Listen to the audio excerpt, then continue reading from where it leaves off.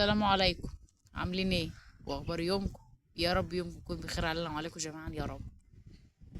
يلا يا ولاد، يلا نمشي مع بعض زي سمسمة العمدة كده ونزهق في بعض. سمسمة العمدة كانت سامعة فيديو من كام يوم، امبارح كان يوم الخميس، كان يوم الخميس او يوم الجمعة، يوم الاربعاء.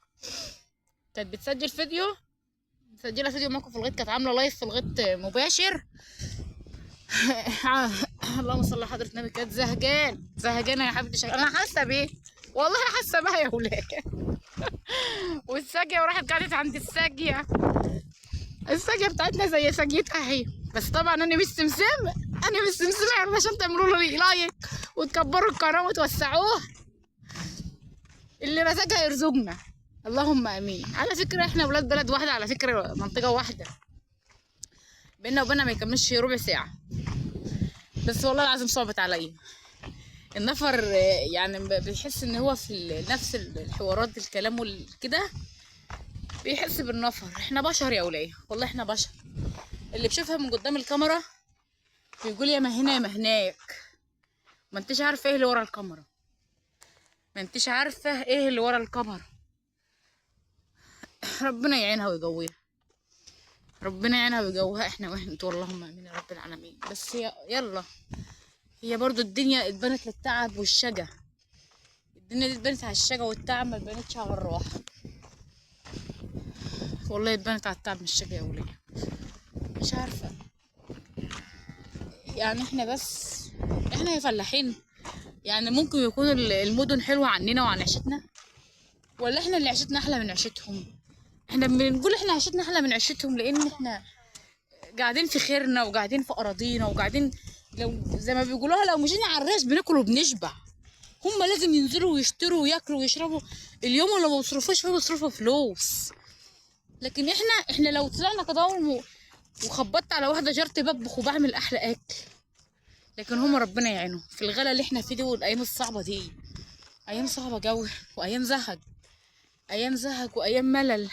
شوف احنا رياشنا ملينا خير ربنا ازاي، وعليها كرنب وعليها بصل وعليها شبت وعليها كزبره وعليها كل حاجه، وعليها يعني اي خضره تجيبه وتاكلي، جرجير وفجل وبصل وبتاع اسمه زرعين برضو. شوف عليها ايه، يعني الريشه مشكله. بس مش عارفه الدنيا برضو ما كتبتش عليها الروح، كتب عليها التعب. اعوذ بالله، اعوذ بالله. الحمد لله، ربنا يدينا الصحه يا رب. انا اساسا شكلي زي زهقانه كده، الصداع ما بيسيبنيش، شويه التعب اللي كانوا عندي دول مزهقني، بس مش عارفه فتحوا عليا تعب كتير. والدكتور كنت انا يعتبر عايشه على المسكنات يا ولاد، ومحاش حقن مسكنات، مش عارفه انام. امبارح والله العظيم ما نمت خالص، جايمه من النوم زهقانه وجايمه من النوم مش مركزه، مش حاسه دماغي كده مش مستكفيه من ارض كتان. هو الكتان مالنا السنه دي. واحد زارع يعني نخلتين صغيرين ازاي، هيكبروا ويجيبوا بلح واجي اخد منكم. هيكبروا ويجيبوا بلح واجي اخد منهم يا رب، اكل منهم. هعيش لما يبقى بلح. سيبه يوجع، سيبه يوجع في البير ده ويريحنا. ياني ياني ياني على الدنيا وعلى تعبها. الدنيا جات يا تعب مجرتش يا روح، والله جرت يا تعب مجرتش يا روح ابدا. الواد ده هو يا ولاد مش عارف الماسوره دي، يعني يكون هيعمل زراعيه، هيعمل معديه كده يعدل الارض. يلا اقع في البيت، انزل فيه، انزل فيه يا راجل، حرام عليك. ماشي، هقول لجدك، انا هقول لجدك وحياة امك لجايلاله. عربول احسن منك على فكره، سجل معاك اهو. الارض دي فيها يا ولاد مزرعه. انت رايح فين يا خراب عليا؟ ولا خد تعال، هناك، والله ما انا معدياك. مقفولة. ها تعالى لي من هناك. انت رايح فين؟ بتلف من بعيد كده ليه؟ تعالى باجي عدي وتعالى، عشان ده مش على السكه اللي ربنا عملها، ده ما تمشيش بعيد كده.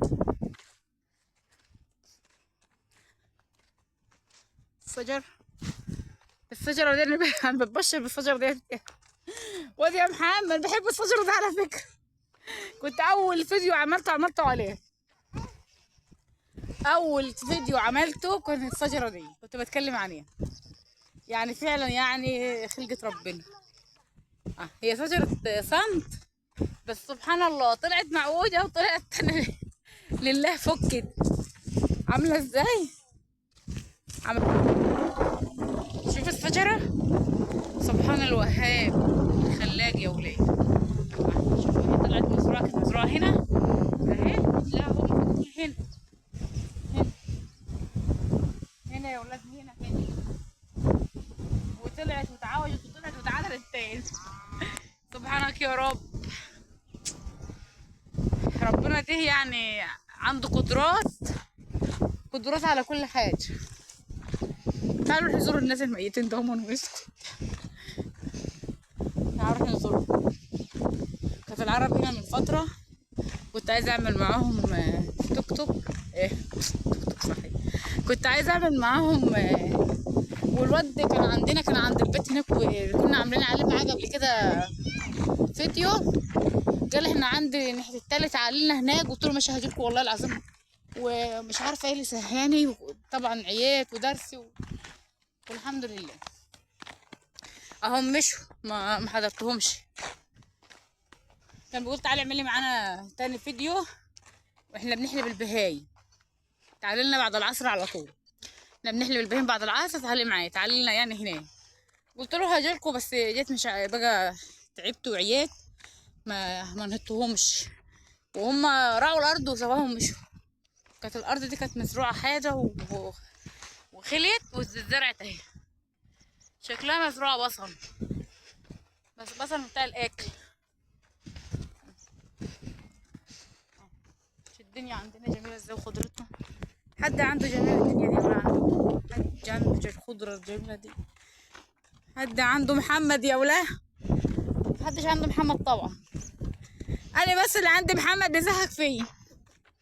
شوف العصفوره الملونه شكلها جميل دي، شكلها جميل. احنا قريبين من التل اللي بيننا وبين محياسر. مش احنا قريبين جو المحياسر وسمسمة العمدة بس ما حدش بيعمل حاجة لحد النهاردة. طلبت من محياسر دي، ما قالت لي ده انت تفكري فيا بعد ما تقعدي تنحي في قلبك كده لك 3 4 سنين. قلت لها يا سلام، ليه يا بنتي؟ مش عارفة اللي بيوصل ما بيشدش بيد اخوه.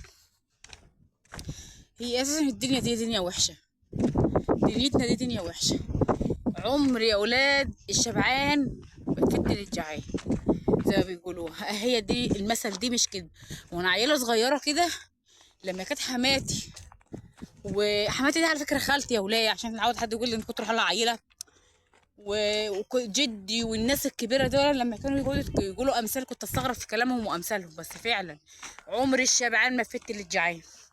حتى لو اقرب الناس لكي، الشبعان بيدنه شبعان، ما عمره ما بفكر فيك يا جعانه، او بيفكر فيك اللي انت جعانه او اللي انت عايزه اي مساعده او اي حاجه. ما رضيتش تساعدني.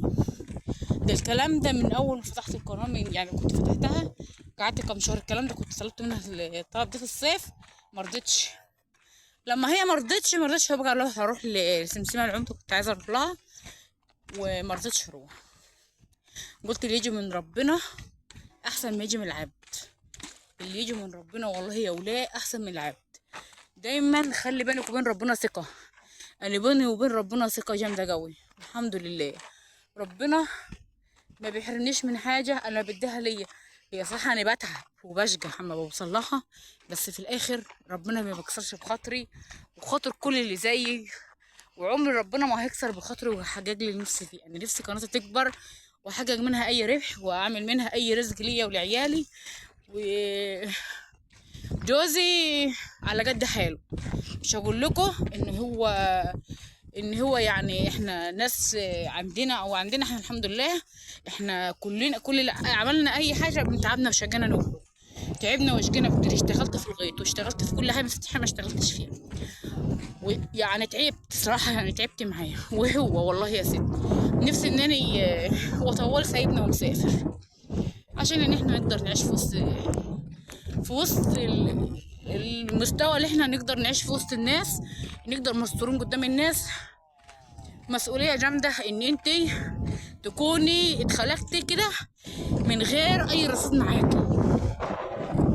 امك كانت مريضة، متجوزاه بقالها 25 سنة، وامي كانت كلية مريضة. انا اتجوزت ابن خالتي دي عشان كانت خالتي مريضة تعبانة، والحمد لله عشت معاها حوالي 10 سنين وتوفت. سابت لي مسؤولية جامدة قوي، ما كنتش اقدر اشيلها لوحدي، بس ربنا عني وشلتها. بس في المعلن المثل اللي بيقول لك اول ايد تتمدلك بالخير اول ايد تيجي تتقطع. انا عملت اللي محدش عمله، اتجوزت جوزي دي واللهم صل على حضرة النبي. سابت لي 3 بنات من غير جواز وسيلفي. كان هو ابن خالتي بس كان عويل وما كانش بيشتغل. هضحك عليكم، هو كان شغال او كده من هناك. قال لك لا. وجوزها ساعة ما هي ماتت قال لك هي كانت مريضة انا عايزة اتجوز. وساب لي 3 عيال بهمهم بمشاكلهم. كانت اصغر واحدة فيهم كانت امها ميتة، وكان هي في سنة 4 ابتدائي. ربنا يخلي دلوقتي معاها 4 عيال، اتجوزت ومعاها 4 عيال صغيرة، والاتنين التانيين برضه اتجوزوا. هما الاتنين يعني، دي كانت الصغيرة في سنة سايباها في 4، وكانت الوسطانية كانت في أولى إعدادي، والكبيرة كانت في أولى ثانوية. خلصتهم واتعلموا، خدوا مش هقول لكم علامة عالي، هما خدوا الدبلونات واتجوزوا وشقوا طريقهم. خد يا محمد تعال. وشقوا طريقهم، وابوهم اتجوز وسابوهم. كانوا هما قاعدين معايا، كان حماية قاعد لوحده. قال لي انا مش ماليش دعوه بيهم، وتخليكم مع ابوكم مع اخوكم. وهو اتجوز وقعد لوحده، وانه كانت كل واحده يجي لها نصيبها اجوزها واسطرها. والله العظيم من تعبنا وشقايا وجوزي، والله يا ولاه والله العظيم من تعبي انا وجوزي وجرينا وتعبنا. ودلوقتي يما اتجوزوا وخلفوا واستقروا، والدنيا غلت معاكي. ما انتش عدتي نهضه تجري، الدنيا غلا، فما تقدريش تعملي حاجه وانت عيالك صغيره كده. ما تنهضش نفسك صراحه، يعني نصيحه يا ولاه من اخت لاي حد يسمعني، لكبير او صغير. نصيحه يا ولاه، اللي ما يعملش حاجه لنفسه وعياله صغيره. الحمد لله انا مستوره والحمد لله ورضا والحمد لله. بس ما يحلش على اللي انت تعملي حاجه لنفسك مستقبل. جوزي طوال مسافر ومش موجود، انا اللي شايله الحمل لوحدي، حمل العيال ومشاكل العيال، واللي يتجوزوا واللي جوزها مزعلها واللي ابنها تعبان واللي بنعمل عمليه ونفسي ومنى عيني احط دماغي على المخده دي كده واحس ان واحد تاني قاعد نايم في ريح وشايل الحمل عني. ادي سبب ما انا فكرت في المشروع ده. نفسي ومنى عيني ومعش قعدت فيه احل الشغل في الغيط كده. نفسي ومنى عيني من قناه تتفعل ويخش لي منها اي رزق، ويجي يقعد حوالينا بقى ويشيل هم عياله. انا ما كنتش قادره اشيله، انا شلت الهم وانا عيله. كنت عيله ما كملتش 20 سنه، وكانوا ورايا عرايس عايزين جوازهم مسؤولين مني. وكانت لما اجي اتكلم خوالي واهلي اللي هي امي وخالاتي والاساسين بنت خالته يقول دول خواتك مسؤولين منك مش عارف ايه، شايلوني فوق طاقتي. وانا ما كنتش المفروض ان انا كنتش اشيل الحمل ده لوحدي، بس الحمد لله ربنا وفقني وشلته. كل واحد راح لحاله، وانا معلش دوشتكم وحبيت ان اتكلم معاكم شويه علشان انا نفسي القناه تتفعل. حاولوا تكبروا القناه شويه، حاولوا اللايكات بتوسع الفيديوهات. واللي كبر محا ياسر وسمسمه العمده والناس دي وجعل لهم القناه دي باب رزق لهم ولعيالهم، انا مش فاتحاها ان انا بتعايق واطلع اتكلم واضيع في الوقت واتعب فيها عشان حد يتفرج عليا. انا فاتحاها باب رزق ليا، باب شغل ليا ولعيالي، وحاجه تساعدني على المعايشه الصعبه اللي انا فيها دي. وانا عمري ما كسرت بخاطر حد عشان ربنا يكسر بخاطري، والحمد لله انا فريح ناس كتير برضه يعتبر حققت شروط كتير. بس الحمد لله عندي امل ان عن قريب ان الشرط يتحقق تكملته. احنا خلاص عودنا يعتبر الحمد لله، مش عايزه يا الحمد لله وخلاص، مش هقدر افسر اكتر من كده. والشرط يتحقق والكل فيها باب رزق، وعمر ربنا ما يكسر بخاطر، عشان انا عمري ما كسرت بخاطر حد، وربنا يجعلكم نعمه في حياتنا. ويعني نفسنا القناه تكبر وتحققوا لنا الشروط يا ولاد، وسعوا القناه. اللايك يا ولاد بيوسع القناه، والله بيوسع القناه، مش هتحس عليكم حياتي. ربنا كده يجعلني سبب في حياتكم وتطلعوا، ويجعل كلامي خفيف على قلوبكم. والسلام عليكم.